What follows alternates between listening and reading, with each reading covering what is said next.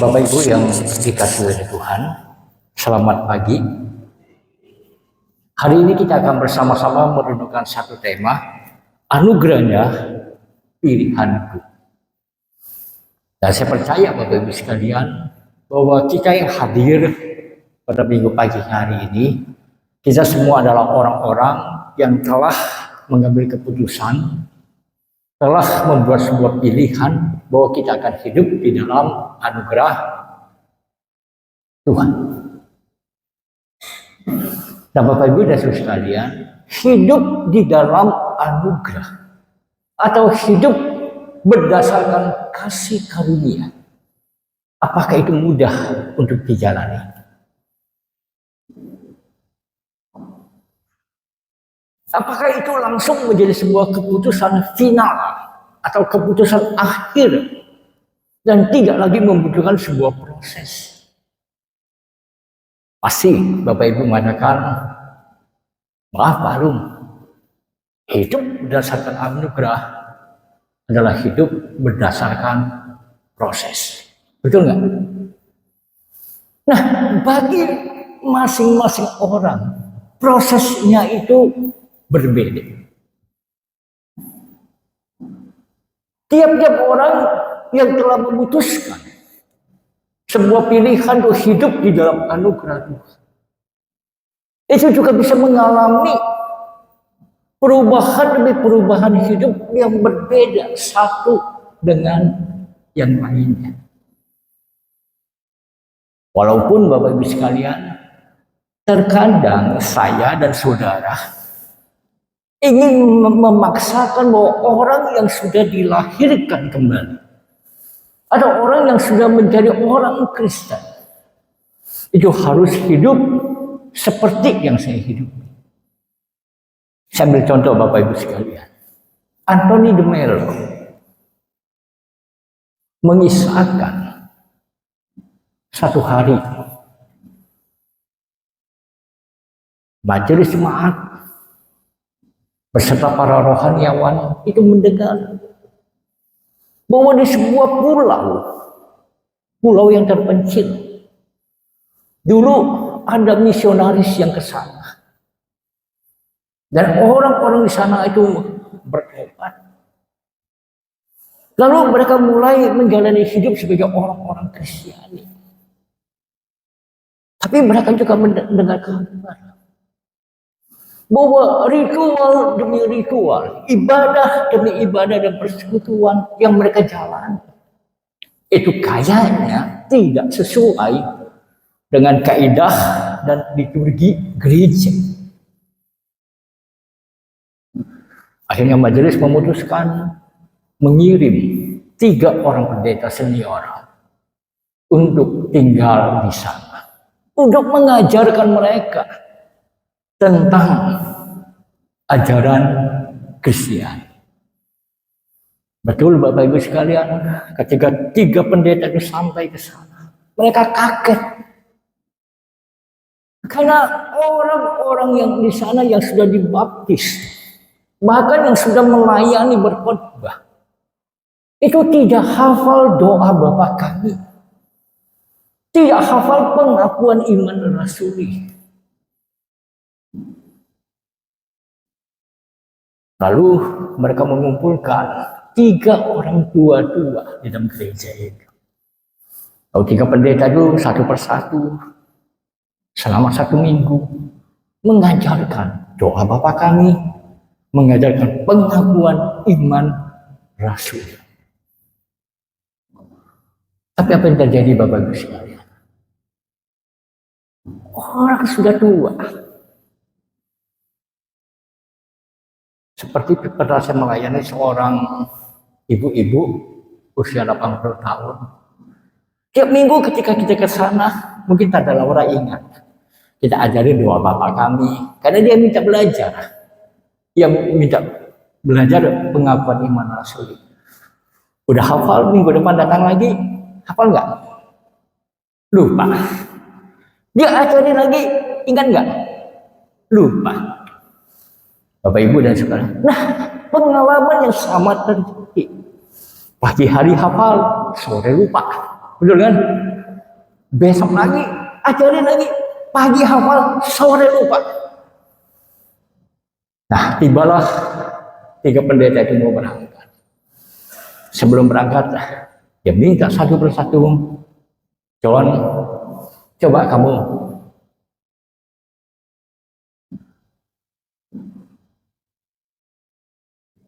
katakan doa Bapa kami. Wah, lancar. Brian, coba kamu sebut pengakuan iman lancar. Yang satu disuruh ulang Bapa kami sama lancar. Wah, di orang pendeta itu begitu senang, dia bilang, ini tombol kotor. Betul nggak? Bahwa jerih payah mereka selama seminggu itu dipahami. Lalu berangkatlah mereka dengan kapal layar untuk menuju ke daerah. Di tengah jalan Bapak Ibu sekalian, mereka lihat ke belakang. Mereka lihat ada 3 titik kecil. Itu sedang berjalan menuju mereka.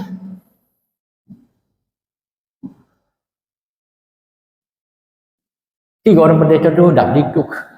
Ini kan apa pula nih? 3 orang itu ngejar kita. Makin dekat, mereka makin kaget. Sampai di pinggir kapal, 3 orang itu berkata, Pendeta Albert, tolong ajarin kami lagi. Cerita yang Bapak ajarin kami udah lupa.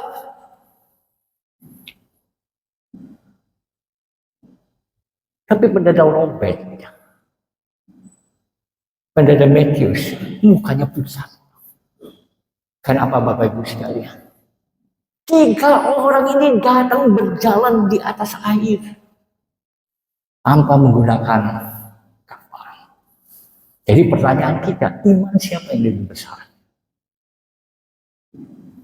3 pendeta itu malu. Karena mereka berpikir dengan pengajaran katekisasi, pengajaran ini, itu memang penting Bapak Ibu sekalian. Tetapi olah rohani itu jauh lebih berharga di mata Tuhan. Persekutuan dengan Tuhan, keakraban dengan Tuhan, itu membuat mereka menjalankan ketaatan yang sepenuh hati. Nah Bapak Ibu dan Saudara, seringkali ini menjadi cerita dalam hidup kita. Kita ingin orang lain seperti kita, tapi kenyataannya tidak. Hari ini Bapak Ibu sekalian, kita diajak untuk menyegarkan kembali pikiran kita, disegarkan kembali dengan pengalaman rohani bangsa Israel di padang gurun. Saat mereka susah, penuh dengan penderitaan, Allah memanggil mereka. Mereka mengambil tekad untuk berjalan di bawah pimpinan Musa. Mereka masuk ke padang gurun. Ada orang mengatakan, itu mirip dengan perjalanan saya. Mirip perjalanan umat Kristiani. Mengalami mujizat demi mujizat yang Tuhan tunjukkan. Lalu diajak masuk ke padang gurun untuk menyaksikan sesuatu yang jauh lebih luas. Anugerah Tuhan, kesempatan untuk menggambarkan iman dan kepercayaan kita. Di Mesir, mereka lihat 10 tulah Tuhan. Sebelum masuk ke padang gurun, mereka lihat laut terbelah. Betapa dahsyatnya Allah mereka. Ketika mereka kekurangan makanan, Tuhan kirim apa? Mana. Ketika tidak ada air, tongkat Musa, air pemancar keluar. Dihadang oleh panasnya dari padang gurun, Mereka tidak pernah kepanasan. Ada tiang awan yang terus melindungi mereka. Mereka nggak usah nggak usah bawa payung. Allah memimpin mereka dengan begitu luar. Pada malam hari ketika suhu turun dengan drastis, ada tiang api. Orang Israel mengalami anugerah yang begitu luar biasa selama 24 jam tiap-tiap hari. Mereka melihat penyertaan Tuhan dalam hidup. Tapi ada saja yang menggerutu. Ada saja yang marah. Ada saja yang memberontak. Ada saja yang tidak dapat. Bapak Ibu dan Saudara sekalian, sepanjang hidup saya, sepanjang hidup kita, apakah kita juga seperti orang Israel di padang gurun? Iman kita kadang-kadang naik, kadang-kadang turun. Naik lagi, turun lagi.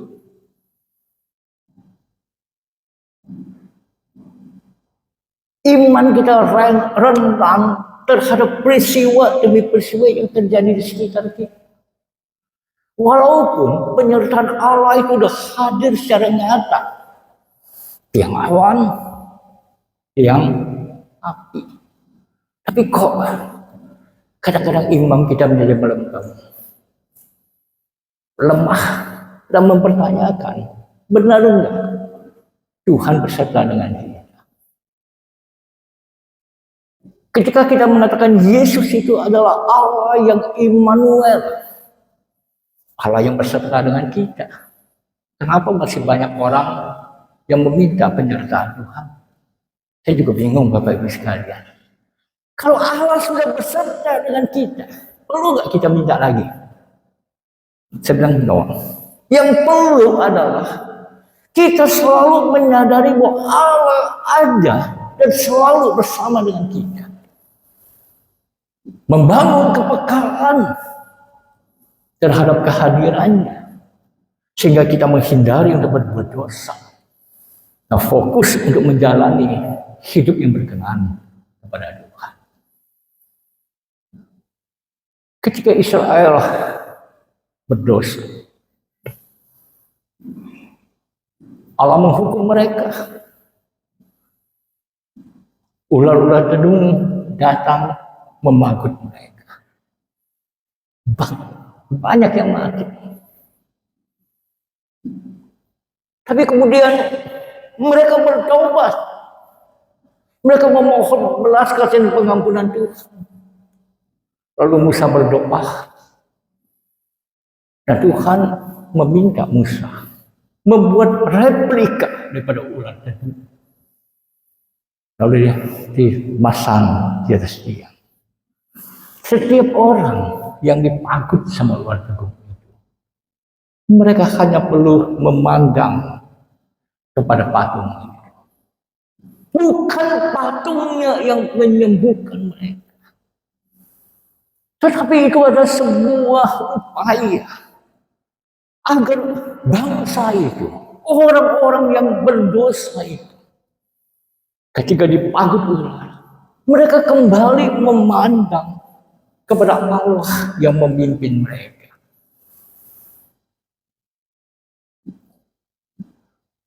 Patung tidak akan menolong. Yang menolong adalah hati yang mau kembali kepada Tuhan. Mereka sembuh, mereka dipulihkan. Bapak Ibu dan Saudara sekalian, maka tidak heran ada orang mengatakan perjalanan di padang gurun, ketika bangsa itu diajak untuk memutar selama puluhan tahun, itu akan membuat bangsa itu punya karakter pribadi yang tangguh. Karakter iman yang selalu bergantung kepada Tuhan. Yang percaya bahwa Dia yang memanggil mereka keluar dari tanah Mesir itu adalah Allah yang setia. Allah yang tidak pernah lalai untuk menyertai mereka.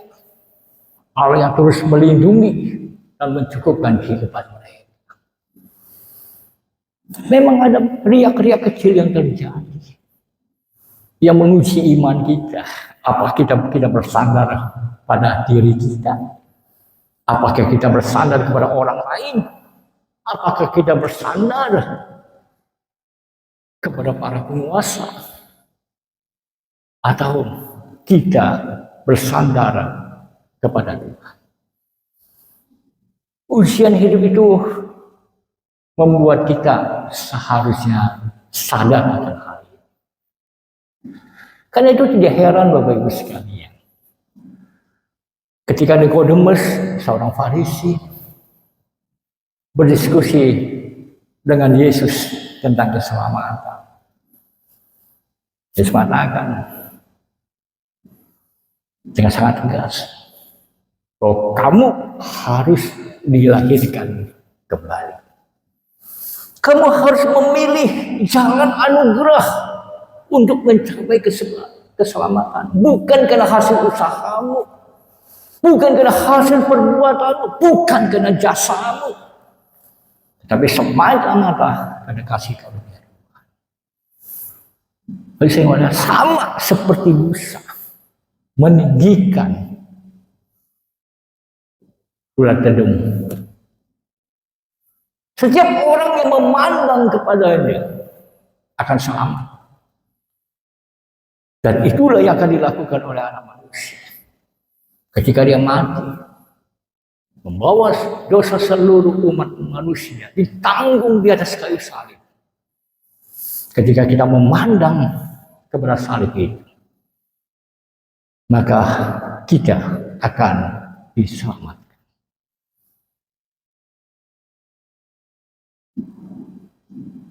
Ada 2 hari saya di Manado minggu ini, Bapak Ibu sekalian. Dan ada satu pemandangan yang membuat saya terus bertanya-tanya, Bapak Ibu sekalian. Ketemu anak-anak muda, ketemu anak kecil, ketemu anak tua, orang tua. Hampir semua itu pakai kalung salib. Karena ini menjelang Paskah, Bapak Ibu sekalian. Jalan dari Tomohon menuju ke Manado. Sepanjang jalan hiasan salib itu terlihat begitu meriah, begitu mempesona. Saya ingin tanya Bapak Ibu sekalian, apakah dengan memakai salib, kalung salib, apakah dengan memasang tanda salib di rumah ataupun di jalan-jalan, itu sudah menunjukkan iman kita kepada Kristus? Ingat Bapak Ibu sekalian, Taurat kedua, jangan ada padamu apa? Patung. Kalau hati saya, iman saya bergantung kepada salib yang saya pakai, pasti saya kecewa. Karena itu hanya hiasan. Karena itu hanya lambang. Tapi kalau salib itu membuat saya semakin menyadari akan pengorbanan Kristus di kayu salib. Kalau Allah rela mengorbankan anaknya yang tunggal di atas kayu salib demi menebus dosa kita, apalagi yang harus dikorbankan oleh Tuhan. Kalau ia sudah tidak lagi menyayangkan anaknya dan rela menebus kita, apapun yang terbaik bagi kita, Allah akan berikan kepada kita. Tapi masing-masing menurut kasih karunia Tuhan. Jangan dipaksa dan jangan memaksa Tuhan untuk mengikuti kehendak. belajar bahwa hidup di dalam anugerahnya itu butuh proses. Bapak Ibu pasti ingat bahwa burung elang itu adalah salah satu burung yang punya umur bisa sampai 70 tahun.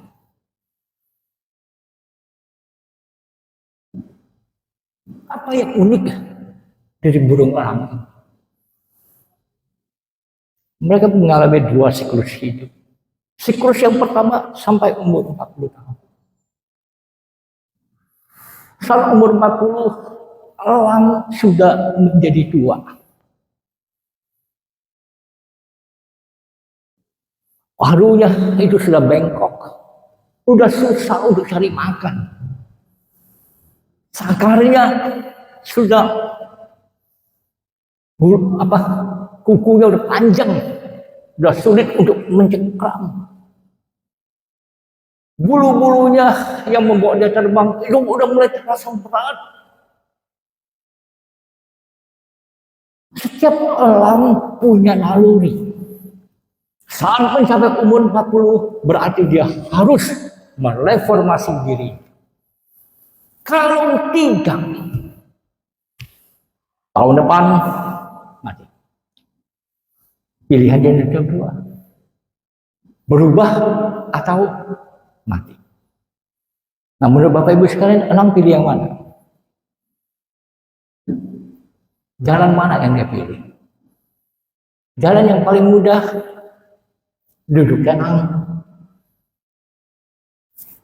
kelaparan, mati. Tapi hampir setiap elang punya naluri untuk bertahan hidup. Mereka pilih jalan yang kedua. Saat mereka mulai sadar bahwa tubuh mereka perlu direformasi, maka elang akan terbang tinggi, mencapai tempat yang paling sulit, yang tidak bisa dijangkau oleh pemangsa yang lain.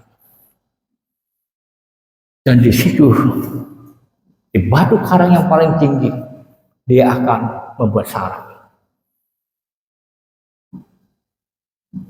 Hari pertama, dia akan mematuk dengan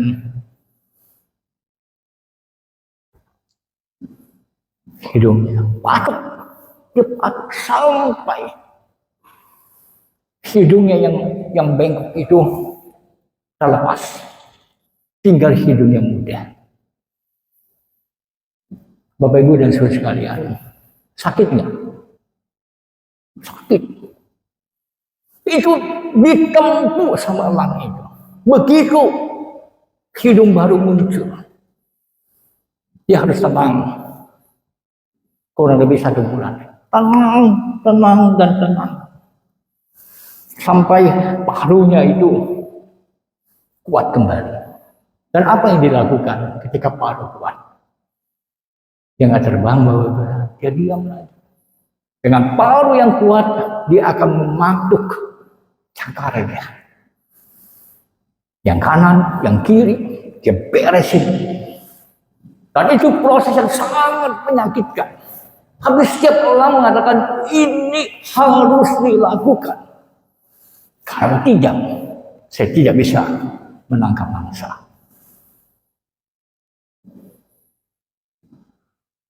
Ketika cakar itu sudah hilang, tumbuh lagi yang baru. Dia tumbuh lagi selama 1 bulan. Sampai cakar itu mulai kuat. Nah, pada bulan yang ketiga, cakar dan paruh bekerja sama untuk membuang semua kesombongan daripada si elang. Mereka mencabuti bulu, mengoyakkan bulu-bulu yang tebal sampai gundul. Dan selama 90 hari, Bapak Ibu sekalian, bulu itu tumbuh kembali. Elang lahir baru lagi. Dan dia akan turun sebagai elang yang baru, yang punya mata yang jauh lebih tajam, jauh lebih fokus untuk menjalani 30 tahun sisa kehidupannya. Makna apa yang saya dan saudara pelajari dari pilihan daripada alam, pilihan daripada bangsa Israel, pilihan daripada Nikodemus yang mau memandang kepada salib? Yang pertama, Bapak Ibu sekalian, hidup yang kita jalani mungkin dipenuhi dengan kegembiraan, keberhasilan, sehingga kita menjadi sombong. Sehingga kita mengatakan semua terjadi karena jerih payah saya, karena usaha saya, karena kerja keras saya. Allah mengatakan satu hari kamu harus kembali ke asal. Atau selama perjalanan saya, lika-liku kadang naik kadang turun, dan itu membuat memori yang buruk, masa lalu yang penuh dengan permasalahan. Yesus mengatakan, datang kepada saya, lihat pada salib ini. Maka apapun dosamu, apapun kesalahanmu, apapun masa lalumu, Yesus selesaikan bagi diri kita.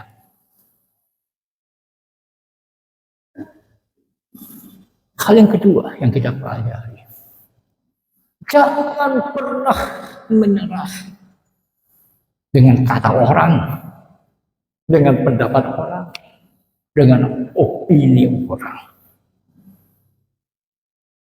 Fokus. Kalaupun harus mengalami rasa sakit, kalaupun harus mengalami perjuangan yang berat, jangan melihat ke belakang, lihat ke depan. Tuhan akan memulihkan kita. Dan terakhir itu, jangan terpaku pada hiasan atau biasa. Itu tidak akan menolong kita. Sama seperti yang saya katakan ketika saya berjumpa dengan orang-orang di Manado. Saya katakan, salib itu lambang. Saya tanya kepada seorang pemudi, kenapa orang-orang memakai salib? Itu tanda kami orang Kristen. Kepada driver, itu tanda bahwa kita orang Kristen. Tapi diminta jemput jam 6:15, dia datang jam 6:30. Apakah itu identitas diri yang berubah? Tidak. Ketika kita punya komitmen kepada Tuhan, jalani dengan sepenuh hati. Nah, salib itu akan menolong kita. Sehingga karakter kita semakin hari semakin seperti Kristus yang rela mengorbankan dirinya, yang rela mengorbankan nyawanya, yang rela mengorbankan waktunya, dan yang rela mengorbankan segala-galanya agar saya dan saudara selamat. Kini Tuhan menolong kita. Kita memutuskan untuk mengikuti Yesus. Kadang kita perlu mengorbankan akan banyak hal. Tapi kadang kita juga menerima banyak hal. Tapi ingat, yang paling penting ketika saya dan saudara telah memilih untuk hidup di dalam anugerah, bangun persekutuan yang intim dan mendalam dengan Tuhan. Carilah kehendak Dia. Apa yang Tuhan inginkan, apa yang Tuhan maukan dalam hidup kita. Dan kita akan melihat bahwa anugerah itu akan berujung kepada perubahan hidup yang makin berkenan kepada Tuhan. Tuhan memberkati kita.